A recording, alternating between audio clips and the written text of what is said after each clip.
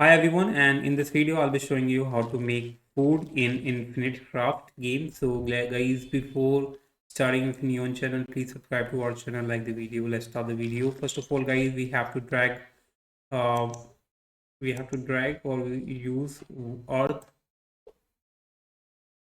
drag over it, and now we have to use water on it to create plant, and then we have to use fire separately and drag water on fire to create the hell. Yeah, water on fire to create steam. Now we have to drag fire on steam to create engine, and just drag earth on engine to create tractor. Then again drag earth on tractor to create farm.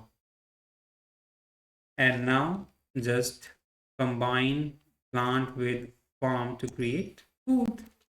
That's how you can create food in Infinite Craft. Hope you like it. Thanks for watching. Bye bye.